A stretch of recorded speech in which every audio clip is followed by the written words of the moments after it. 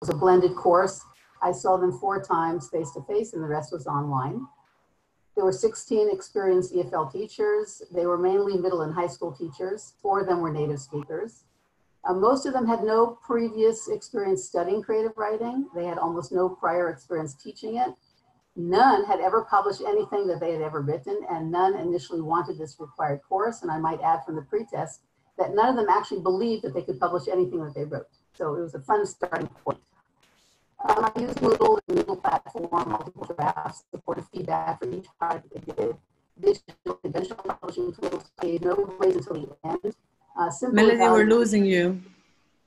Simple evaluation of drafts, no grades until the end. Let me just shut this door.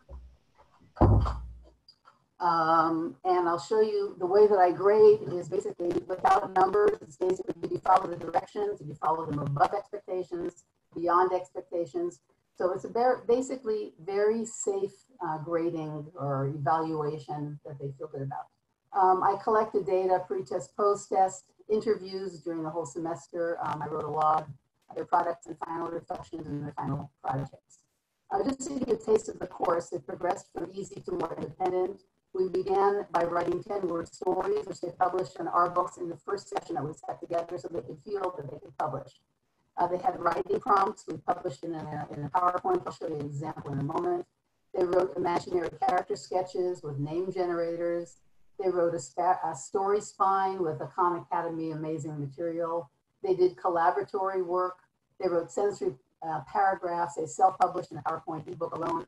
They wrote a letter to Sienna Levy, the head of the EFL ministry, to try to persuade her to get creative writing into the curriculum. They wrote full collaborative stories. That was about 2 months worth in the background as we were doing other things. And in the end, they wrote a memoir story by themselves with no feedback. Just to give you a taste, here's an example of a 10-word story. Silence, alarm clock screams, sandwiches and backpacks, another adventure begins. So they had a lot of fun doing that. Here's a painting prompt that I gave. This is the kind of PowerPoint where I published all of their writing. Each one had a separate slide just to give you a flavor. 2 students were editors. They took all of the character sketches that the students wrote and published on our books. It was 100 pages. And here's the link. You can go to it. I invite you to look at it. I tried to scaffold every single one of the assignments. This is just an example of when they had to write a descriptive paragraph. They first had to fill out a chart of the 5 senses, which would then basically help them to write. I would never ask them just to go out and write something without helping them with scaffolding first. An example so that you can see the Moodle, one of the Moodle units, this is one of the shorter ones, to find a character. I gave them ways to find a character. If you see A below and they had to choose one, they chose a name generator, a name. They would, there was a profile questionnaire, for example, what would your character pack to go away for Shabbat in their suitcase? So I helped them along the way. On the Moodle site, I had 15 units with activities they had to do. There were 19 extra units optional, chock full of all sorts of enrichment for writing, one of which was different ways of saying said, different writing prompts, creative writing, how do you write good characters, model stories, lesson plans, tons of things out there for them, optional. Here are some of the findings from the pre-test and the post-test. The teachers increased their self-efficacy relating to what we did in the class. So for the question, I believe I can, publish my writing significantly improved. All the other ones improved. I believe I can write a short fiction story, a memoir story. I believe I can develop a topic. I can find meaningful material. I can develop a character. So it went up quite a bit. Interestingly, the topics which we did not deal with in class, their self-efficacy went down. So in the end, when I said, I believe I can write a movie review, no, it was actually less. I believe I can write a book review, no, it was actually less. That was a surprise to me. So there doesn't seem to be, from this course, at least general creative writing self-efficacy. It seems like we really need to have them experience unique elements of each genre if we want them to believe that they can actually do it. There was a significant increase in their interest in writing something in the post-test. Interestingly, they were not so hot about collaborative writing. There were a lot of negative comments. The stronger students did not appreciate it. The students who needed more help appreciated it a bit more, but that was interesting. One of the findings was that they increased their understanding of the process of writing a short story. In your opinion, what would a writer do first, second, third, and so on? In the pre-test, they could talk the talk. They all knew a writer needs to write the plot, setting, ending. They could all parrot that. In the post-test, they could walk the walk. They knew specifically how a writer goes about writing a story with a lot of details. Here's what you could do, here's what you can get ideas, etc. So they really increased. Here are some qualitative findings from written reflections, the log, and interviews. They changed their understanding of the creative writing process. For example, creative writing can be taught. I've learned that creative writing can be taught to improve writing abilities. Creativity is a muscle that can be trained. If teachers experience creative writing themselves, they can apply it with students. Multiple drafts. I started using drafts with my students, something I've never done before, and I see how beneficial it is to them. These students are experienced EFL teachers and don't always do drafts, which was surprising to me. They found that creative writing tools and scaffolding are important. For example, the resources unit was like being in a free candy shop for us as writers and for us as teachers. The sensory charts helped me figure out my creative character. The name generator made me laugh, like Booper Hiddleston Potts. Come on, you can't come up with something like that on your own. It was a lot of fun. Scaffolding. The guidelines which were given in each session were specific and practical. I realized that examples, templates, and stages help to produce high quality stuff, and I will apply this in my classes. A supportive environment is important. Having no grades is helpful. A grade symbolizes an end to the process, while positive feedback and comments for improvement symbolize the beginning of one. A lot of comments about the instructor's endless patience and interest had a great impact on the product. I attempted to have a very, very safe environment. Successful and personal expression were important. I always wanted to write, but too self-critical. Before the course, I was a nervous wreck. Now I was actually writing and succeeding. I am no longer afraid of writing. I never thought that writing could be so much fun.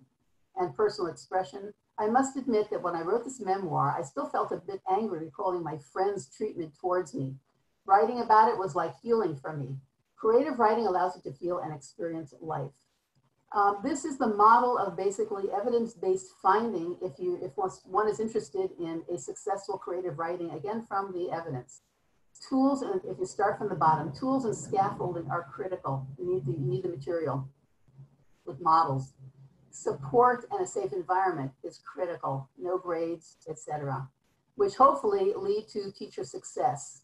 I focused on the craft of creative writing. I did not focus on personal expression, but it came out. And anyway, this is a model. In the end, what were the effects of the creative writing course from the research question? Well, they improved their written English. I believe that the ministry has this course in order to dust off their English for these master's students, so they definitely improved creativity and imagination. They increased competence, interest, appreciation when reading other people's creative writing, self-efficacy, understanding the process, a rich repertoire, and this led to the teaching of creative writing to pupils, which I did not require. They just did it. They were so excited. This is an example which you can click on your own when you get a copy. Lauren, who was a participant, said, I just did scaffolding like you showed us and no grades. I've not done projects like this in previous years.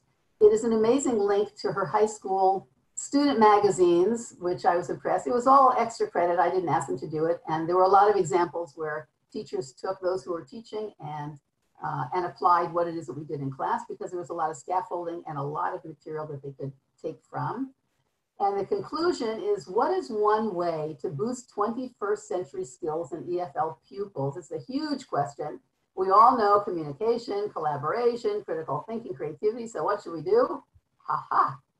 Teach the wonderful craft of creative writing to EFL teachers, and then maybe we'll get a chance to have them teach their pupils. So that's it. Thank you so much. That was wonderful. Thank you. Can you stop sharing? I'll open the floor. Okay.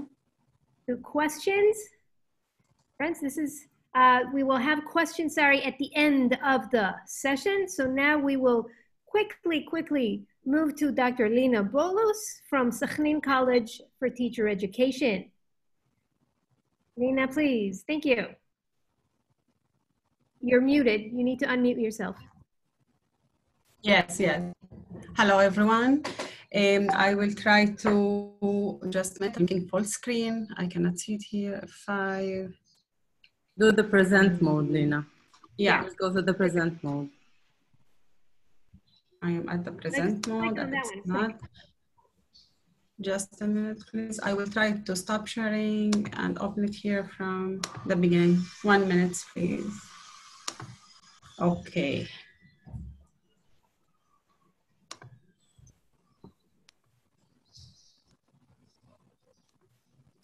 I cannot do it here from here. Something wrong. 1 minute.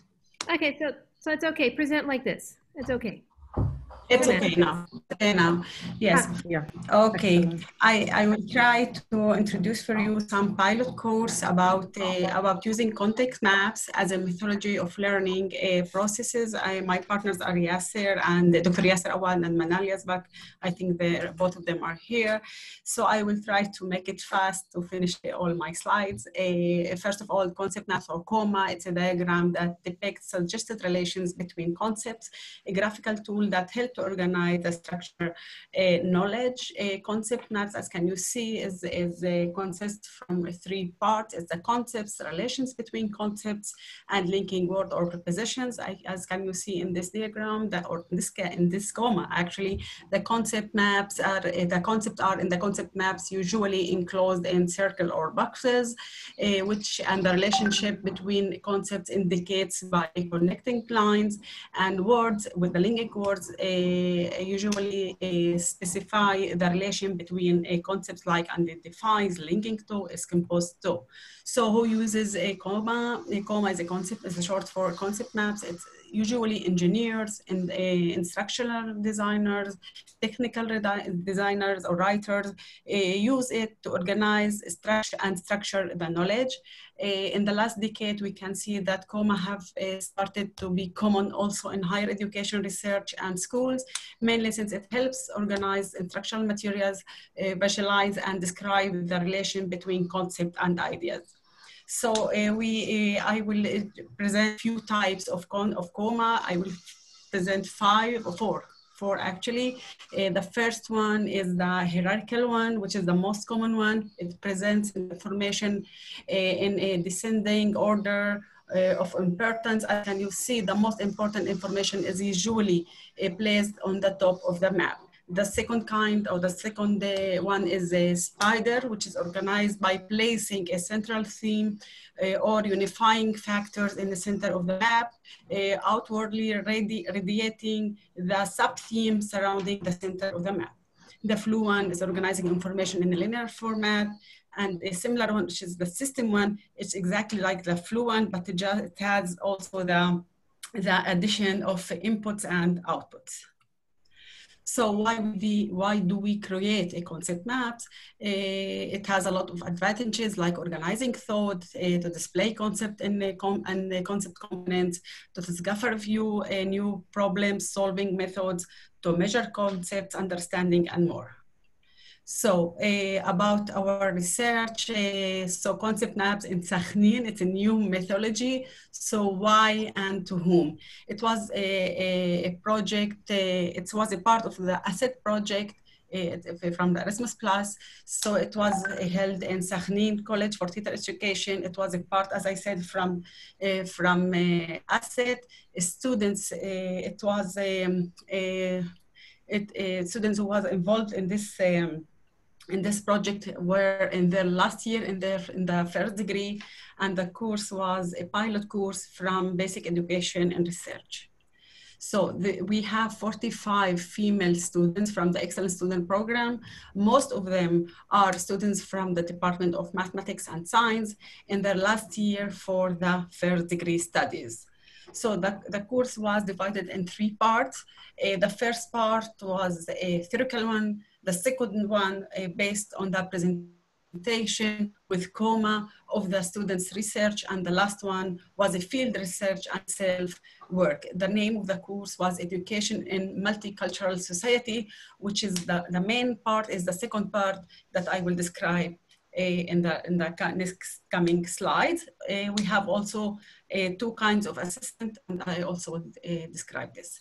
So the procedure, the first part was presenting the theoretical material in the field of multicultural education. The second part was presenting presenting the commas as a tool of presenting the student's research, choosing a research subject, and presenting it in class. The third part was application of the study, selection of the study sample, data collection, analysis of the data, and writing the thesis. We have two kinds of assessment. The first one is students assessment, and the second one is lecture assessment. I have to assign here that the students assessment is self-assessment and not peer assessment. So after the second part of the course, students were asked to evaluate this part. So we produced to them a short questionnaire and reflective writing. The lecture had three kinds of assessment. The first one was a test in theoretical material. The second one was evaluation of the concept maps, and the third one was evaluation of the final thesis, of course. So when we start to introduce to the students that we are going to use concept maps now in the second part, and it's a digital one, you have to learn it. You have to be autodidact to learn its all aspects. So many questions just raised. It's like anger questions. So a digital version of concept maps. Why would you need that? A concept maps in educational subject? It's very strange. PowerPoint is not good enough. So I have faced a lot of these questions and anger phrases. So we started with this procedure, and I will present you which kind of these concept maps, which kind of the concept maps the student used. As you can see at the first of the course, and at the end of the course we have 20/20, so 20 presentation at the beginning and 20 presentation at the end. So the first one is the hierarchical one. As you can see, it was common at the end, while the spider one, which is the most easiest one, was common at the beginning of the course. So the general picture of the performance in the class. 75% disagreed and asked to present their research through the PowerPoint presentation. 5% could not deal with this task at all. 50% made a list of concepts with no connection relations between concepts. 50% of the students built a map from one basic level without advanced level, and 50% used one kind of linking word like connected to and linked to, which is the most simple linking word. So I try to assess as a lecturer, I try to assess the concept map through 5 dimensions: the level of hierarchy, number of branches, valid propositions, cross-links, and specific examples. So this is the evaluation method. As can you see, here are the elements on your left, and you can see the points after that, the minimum for a comma and the maximum for a comma. So you can see that that at the beginning, we have the minimum elements. At the end of the course, we have more elements. I must say that there were a considerable variation among students, and there was a real development over the semester. So after peer learning and using the help of the websites, and they try to learn the concept by themselves. So at the end of the year, we can see that there is a very huge improvement of the elements appearance in the concept maps. So the second assessment for the concept maps was the students' reflection analysis. After this part, the second part, we asked the student to write a reflective writing, a reflective paper about the concept maps tool, where they asked to think and write about learning and using it. After content analysis, we can see that there are 3 themes: theme of pedagogy, theme of emotion, and information transfer theme, where the first one is contained definitions of teaching and learning, the concept of concept maps, thinking and writing in different way. The second one, the emotional one, is feeling of success and frustration as a result of learning a new tool. And the last one is transferring knowledge to the circle, to circles like fellow students and school students.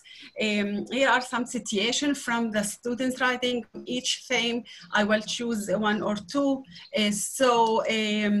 The theme of pedagogy, we can see that one of the students wrote there, I am proud of myself. Now I can say that I am an autodidact. So the second one, it will be easier to use concept maps in science courses, but not in education courses. It was a hard job. And the last one, or something here, very nice at the end, for me, it was like a new way of thinking, on solving problems in education. Okay, I will present just the second one. Here are the citation of the emotional theme and the citation of the transfer theme. I'm sorry that I don't have enough time. Thank you. Thank you so much. Again, wow, amazing work. Thank you so, so much. And now to try to run. Yes, I'm sorry. This is a very, pressured format.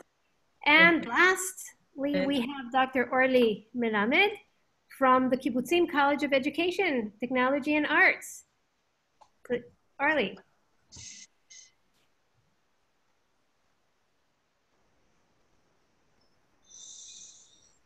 Okay, I have to say that I'm a new media researcher and pedagogic instructor, also in Bar-Ilan University, and the course I'm talking about is in Bar-Ilan University in the School of Communication. And I'm going to speak about the epic split.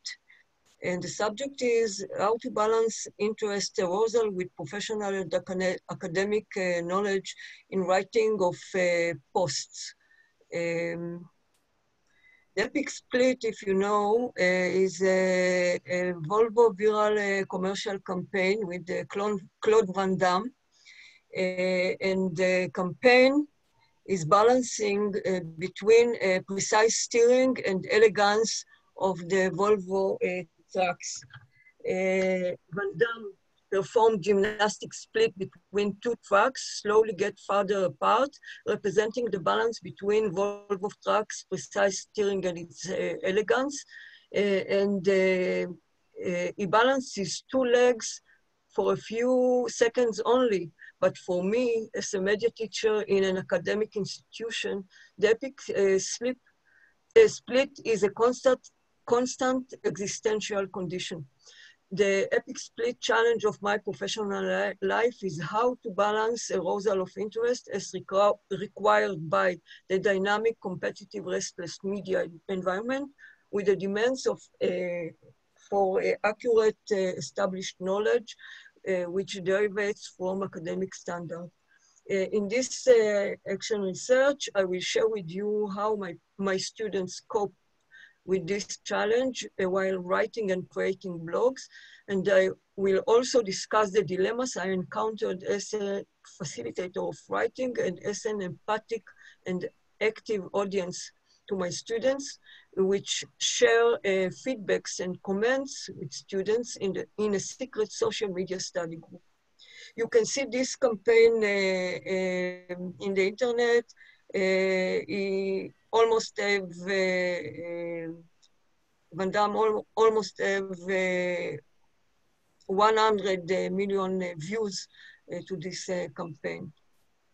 So let's go to the split of my life between blog media writing and academic professional writing.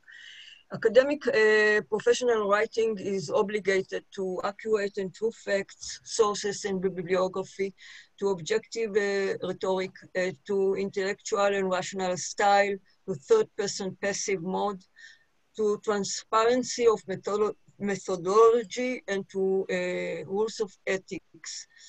However, blog media writing seems to have no rules of ethics. It's a jungle. However, we can say that writers are aimed to arousal of interest. They're usually using subjective and personal rhetoric, expressing of emotions, personal and active style. It's all about me. The genres are various. It can be propaganda, therapeutic, or poetic. and the freedom of self-expression permits also, unfortunately, the freedom to fake. So the question is, can students combine between the two legs in an elegant and impressive split? You know that somebody can fall and break his back. The action research is based on two practical and academic courses named From Block to Community that were held in 2018 and 19. 26 students wrote about 106 posts, 500 words each post. Feedback from the course instructor were given in a secret group on social media platform. And the research method was a qualitative analysis of students' posts, comments, reflections, and of the instructor's feedbacks. Here are some findings from the students' reflections on writing process. It is fun to write spontaneously when you have the freedom to choose what, how, and when to write.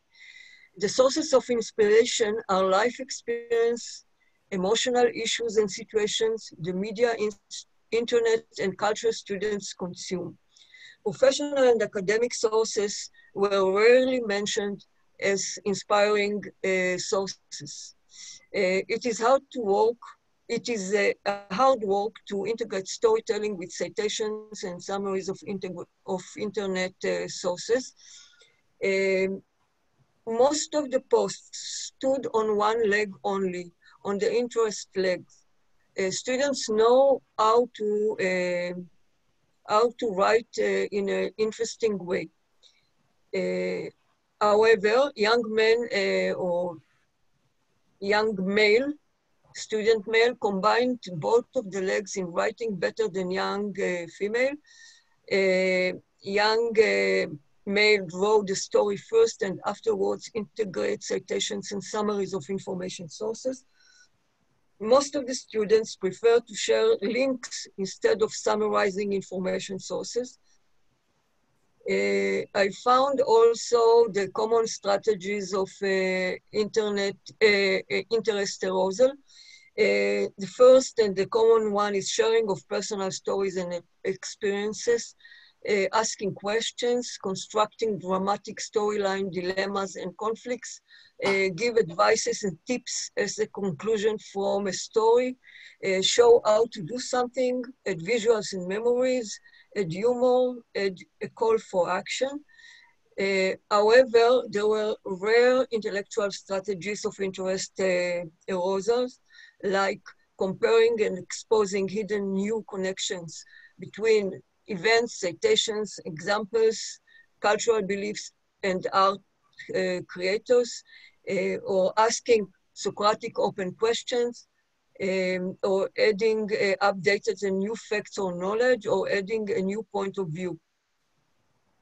There were also evaluation dilemmas that I encountered as an instructor. Should the instructor's feedback be private or public, subjective and personal and or objective, obeying to or breaking general rules of writing, reinforcing complexity or simplicity? From which point of view I should give the feedback? From an artistic, journalistic, professional, academic, therapeutic, or marketing point of views. There were also borderline case studies, dilemmas I encountered. One of them was breaking the quantitative limitation of 500 words per post. This was the only limitation I gave to students. However, one of the students was a brilliant one, and he wrote 1,500 words about literature and music. So I broke up my limitations. Sensitive, emotional, and personal issues expressed in posts. Should I respond to that or shouldn't I? How to respond, how to comment? Blurring the line between fact and real. There was one student which wrote a faked journalistic interview with a medical professional, and the name of the medical professional was a real one. So should I accept this blurring or not? There was also another student which wrote about Kabbalah and alternative medicine without scientific proofs. It looks like a propaganda. Should I allow it or not? And also the obligation to truth in commercial posts that sold the tourism services arise such questions or such dilemmas.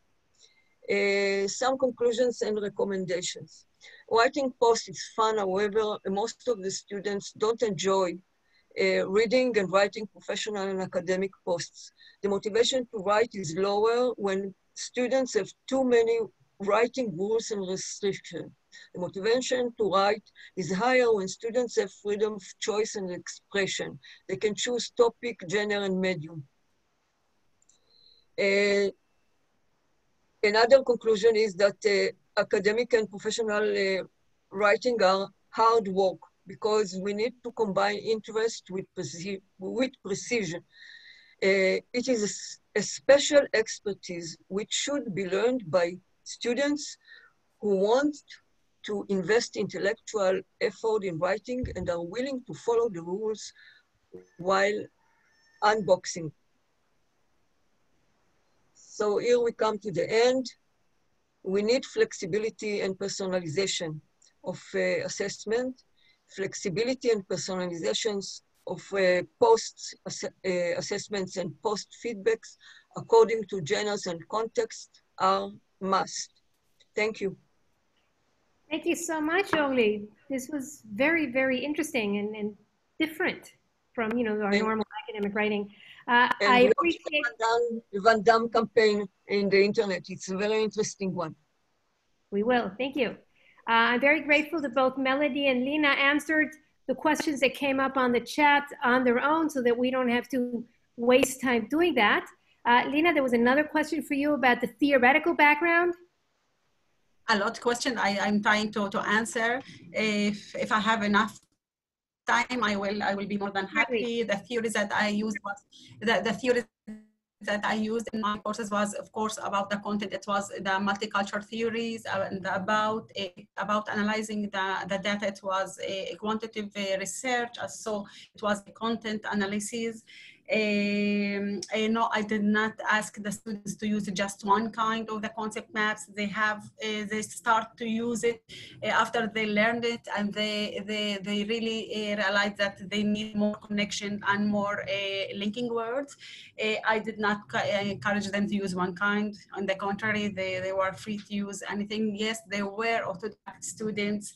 I write down some sites that you can use, but you have to pay because it's not free. It's just free for two maps, and after that you have to pay. If you can see more question, I cannot. Yes, can students combine different types of mind maps, concept maps? Can they? Yeah, of course. Like hierarchical and spider of course, together. you can make a huge. Inside the hierarchical, you can put a spider or fluent. It depends on how wide your concepts are linked with. Thank you so much. More and questions? Oli, Yes. what were the aims of the course? And how does social media help them with academic writing? The aims of the course is to practice the transition from blog writing to community. And there is an academic background about blogs, about gratifications of blogs, about what happens in blogs and in communities in the internet.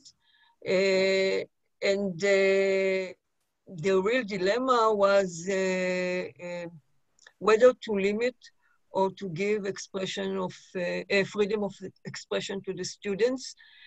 It was so hard to motivate them to write that I began with minimal limitation. The only limitation I gave them is 500 words. And also I faced in a situation I should break also this kind of limitation. One of the questions in the chat was whether this kind of course promotes academic writing. No, it doesn't. Here. However, it promotes writing. It promotes the connection to oneself.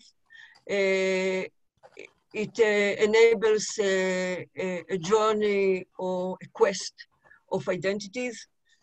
It enables exploring fields of knowledge. And it enables interaction between among the students. And one of the most feedbacks was that we were able to create a community of students because we're sharing the texts and commenting on each other's texts. So one of the conclusions of my experience is that if you want to promote academic or professional writing skills, the course should be focused on these genres of writing. Excellent answer. Thank you, Oli. And thank you all so much for joining us. I couldn't go through all the questions due to lack of time. And now you're invited to join our yoga session. After sitting for so long, we could all do a little stretching. Thank you all again, and see you in the next session. And thank you, Manal. You're great. Thank you. Thank you, everyone. Have a great day. Thank you, Bye-bye. Lina. Enjoy yoga. Thank you. Bye-bye. Bye. Monica, thanks.